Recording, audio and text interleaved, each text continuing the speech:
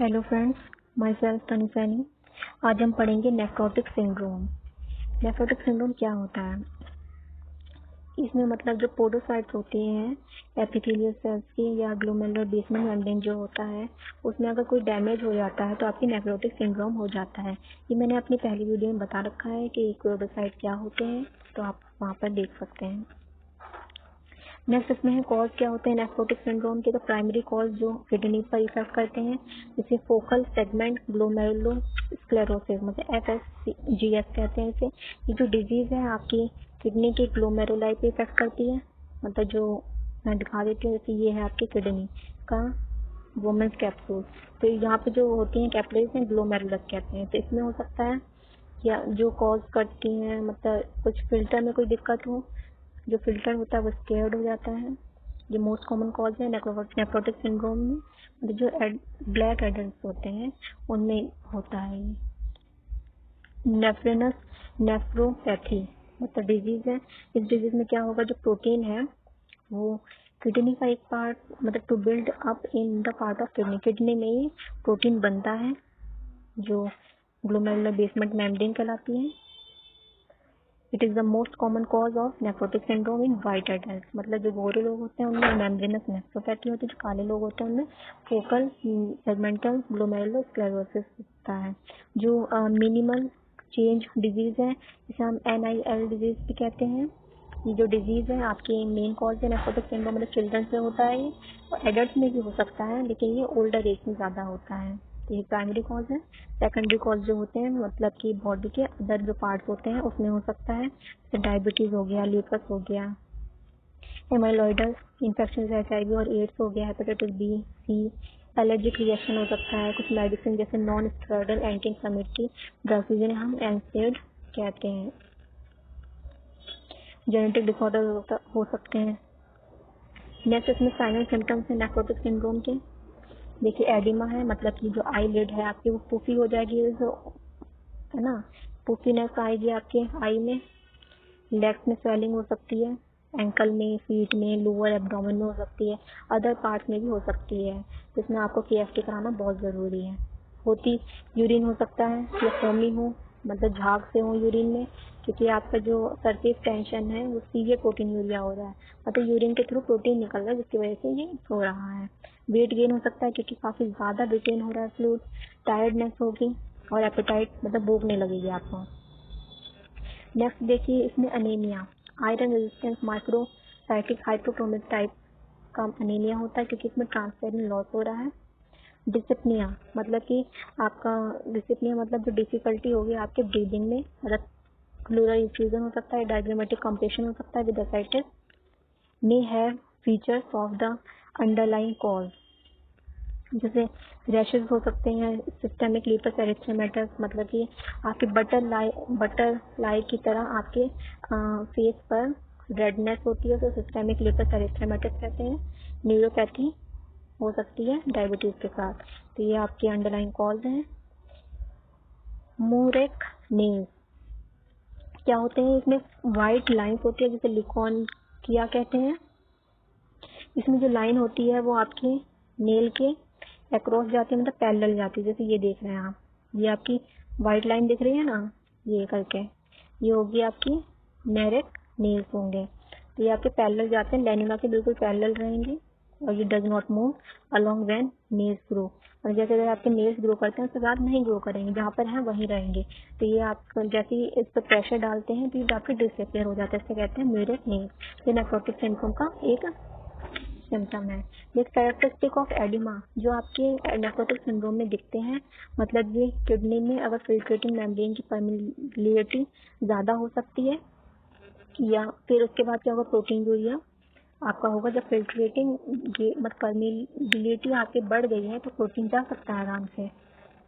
Lower serum oncotic pressure हो सकता है, मतलब जो ऑस्मोटिक प्रेशर है वो प्रोटीन की वजह से बढ़ जाएगा ब्लड वेसल्स के प्लाज्मा में, और ये आपका जो मतलब वाटर को पुल करेगा, सर्कुलेटरी सिस्टम में वाटर जाएगा जिसकी वजह से क्या होगा, not enough to counter balance hydrostatic pressure, नहीं बैलेंस कर पाएगा।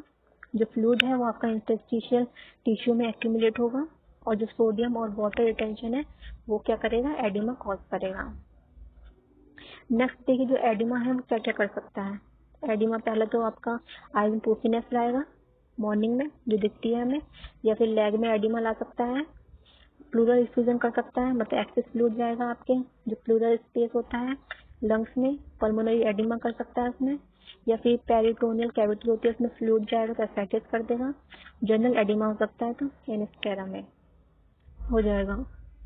इन्वेस्टिगेशन क्या है नेफ्रोटिक सिंड्रोम की, इसमें मेनली आपका प्रोटीन यूरिया होगा, मतलब यूरिन में प्रोटीन जाएगा, मतलब कितना होना चाहिए, मोर देन 3.5 ग्राम होना चाहिए आपका पर डे। नॉर्मल कितना होता है, less than 80 mg per day होना चाहिए, इसमें ग्राम में है तो 3.5 से भी ज्यादा होगा तो प्रोटीन यूरिया होगा। हाइपो मतलब कम होगा, एल्बुमिन आपका कम होगा तो लेस देन 2.5 ग्राम पर डेसीलीटर होगा ये। हाइपर लिपिडेमिया लिपिड क्या होगा आपका ज्यादा बढ़ जाएगा। हाइपोप्रोटीनीमिया जो है प्रोटीन सिंथेसिस करती है लिवर में, जिसकी वजह से क्या होता है, लिपोप्रोटीन ज्यादा बनते हैं तो हाइपरलिपिडेमिया हो सकता है।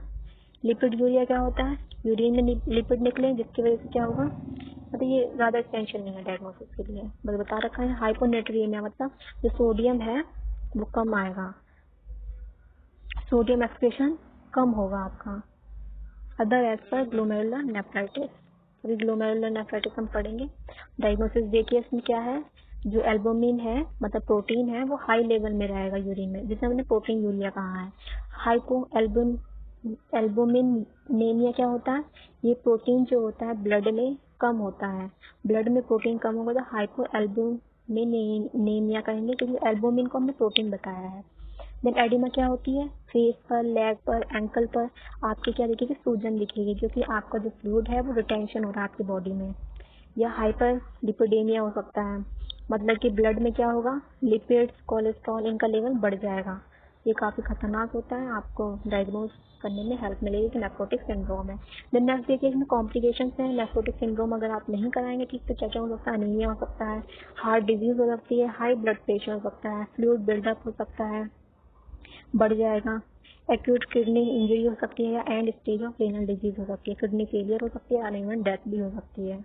मैनेजमेंट क्या है इसका, ये सिम्टोमेटिक है, कॉज पर डिपेंड करता है, क्या सिम्टम्स उस पर डिपेंड करता है, या किडनी को क्या कॉज हुआ है, क्या क्या इंजरी हुई है वो बताएंगे। इसमें देखिए एडिमा, हाइपरविनेमिया, हाइपरलिपिडेमिया, इन्फेक्शियस कॉम्प्लिकेशन, इसके अकॉर्डिंग हमें ट्रीटमेंट करना है। नेक्स्ट इसमें मैनेजमेंट, एडिमा अगर हो रहा है आपके मुंह पर, हाथ पर, मतलब पैरों पर अगर सूजन है तो क्या करेंगे, आपको रेस्ट लेना सबसे अच्छा यही है। इसमें आपको प्रोटीन का डाइट मेंटेन करना है, क्योंकि प्रोटीन आपका यूरिन के थ्रू निकल रहा है तो आपको प्रोटीन लेना बहुत जरूरी है। Not to consume more than 1 gram of protein पर KG body weight, as greater amount food increase the degree of protein हो गया, मतलब ज्यादा आपको प्रोटीन नहीं लेना है, इसमें आपको 1 ग्राम ऑफ प्रोटीन लेना है पर केजी। अगर आपका 50 केजी है तो 50 ग्राम आपको लेना है इसमें, क्योंकि अगर आप ज़्यादा लेंगे तो ये नेगेटिव नाइट्रोजन बैलेंस कर देगा। आपको इसमें क्या लेना है, cut of meat, fish, poultry. Water, जितना वाटर मतलब वाटर जो इंजेक्टेड कर रहे हैं वो आपके लेवल ऑफ डायबिटीज से ज़्यादा नहीं होना चाहिए, मतलब जितना आप यूरिनेट कर रहे हैं उससे कम ही होना चाहिए वाटर। सॉल्ट क्या है, ये कंट्रोल लेनी चाहिए आपको, मतलब कि जो सोडियम का इंजेक्शन है वो 1 to 2 ग्राम पर डे लेना चाहिए। डायूरेटिक ड्रग्स जो होते हैं, लूप डायूरेटिक्स जैसे फुरासामाइड एक्स, जैसे उसका ब्रांड नेम है। पोटेशियम आप डायूरेटिक ड्रग्स में ऐड कर सकते हैं अगर हाइपोकैलेमिया हो रहा, मतलब हाइपोकैलेमिया साइड इफेक्ट हो रहा है तो। नेक्स्ट इसमें अगर हाइपो एल्बुमिनेमिया है, मतलब ब्लड में आपका एल्बुमिन कम हो रहा है, प्रोटीन कम हो रहा है, तो क्या करेंगे, आपको इसमें एनिमल की प्रोटीन लेना होगा। 25% एल्बुमिन लेना है 4 घंटे के अंदर में, जिससे आपका पल्मोनरी एडिमा ना हो। हाइपर लिपिडेमिया को कैसे मैनेज करेंगे, लिपिड ज़्यादा हो रहा है आपका ब्लड में, तो इसमें आपका लो सैचुरेटेड फैट जैसे butter, cheese, fried food, fatty cut, ये नॉन वेज का है, इसमें आप ये दे सकते हैं। इंक्रीज अनसैचुरेटेड फैट जैसे olive oil, canola oil, peanut butter, ये सब आप इंक्रीज करना होगा आपको। और सैचुरेटेड फैट जो है वो आपको कम लेना होगा, चीज़ हो गया, फ्राइड फूड, ये सब कम लेने होंगे। हाइपोलिपिडेमिक ड्रग्स जो होते हैं इसमें स्टैनिन, फाइब्रेट्स, ये सब हमें लेना होता है। अगर इन्फेक्शस कॉम्प्लिकेशंस हैं तो मैनेजमेंट क्या है इसमें, एंटीबैक्टीरियल ड्रग्स हमें लेने हैं अगर इन्फेक्शस ड्रग के अकॉर्डिंग जो भी हमें इन्फेक्शन है। थ्रोम्बोफीलिया अगर हो रहा है, मतलब कि इसमें हिपैरिन जो है आपका लो मॉलिक्यूलर वेट है हिपैरिन का, तो उसमें ओरल एंटीकोगुलेंट लेना है आपको, विटामिन डी और कैल्शियम लेना है ओरली। अगर पेशेंट डायबिटिक है तो ब्लड ग्लूकोज लेवल को कंट्रोल करें, बीपी को कंट्रोल करेंगे, बीपी की दिक्कत हो रही है, angiotensin converting enzyme AC enzyme को हमें इनहिबिट करना है, जैसे लिसिनोप्रिल दे सकते हैं, रेमिप्रिल दे सकते हैं, या एंजियोटेंसिन सेकंड रिसेप्टर ब्लॉकर हम दे सकते हैं लोजार्टेन, जो प्रोटीन लॉस को कम करता है और बीपी को भी कम करेगा। नेक्स्ट देखिए, इसमें डिफ्रेंशिएट दे रखा है कि नेफ्रोटिक सिंड्रोम और नेफ्राइटिक सिंड्रोम में क्या डिफरेंस है। हम पढ़ रहे हैं नेफ्रोटिक सिंड्रोम, तो इसमें क्या क्या होगा, यूरिन का हम देखते हैं तो इसमें फैटी कास्ट होगा क्योंकि लिपोडीमिया हो रहा है। इसमें नेफ्राइटिक सिंड्रोम में बताया था आरबीसी कास्ट होगा, स्मोकी यूरिन होता है, प्रोटीन यूरिया बहुत ज़्यादा निकलेगा, इसमें 3.5 ग्राम पर डे होगा मोर देन, लेकिन जो नेफ्राइटिक है उसमें लेस देन 3.5 होगा। हीमेट्यूरिया मतलब ब्लड आपका यूरिन के साथ आएगा, हो भी सकता है नहीं भी हो सकता, लेकिन नेफ्राइटिक में जो होना ही है। क्लिनिकल फीचर्स में क्या होगा, देखिए जनरलाइज एडिमा है इसमें, पेरी ऑर्बिटल एडिमा मतलब आपकी आंखों में पोपीनेस होगी और हाइपरटेंशन है, ये मेनली इसके क्लिनिकल सिम्टम्स हैं। लेकिन जो नेफ्राइटिक सिम्टम है उसका हाइपरटेंशन और एडिमा ही है। इसमें ये नहीं बता रखा है कि आई में होगा कि नहीं, बस एडिमा होगा जनरलाइज एडिमा।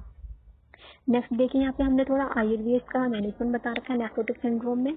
यहाँ पे आप मिल्क डाइट ले सकते हैं, गुड़ अदरक का योग ले सकते हैं, मतलब आपको इंक्रीज करना है बाय 10 डे, 1 फिर 2 फिर 3 10 दिन तक, फिर डिक्रीज करना है, फिर रिपीट करना है। तो ये रिनल इन्फ्लेमेशन में यूज होता है।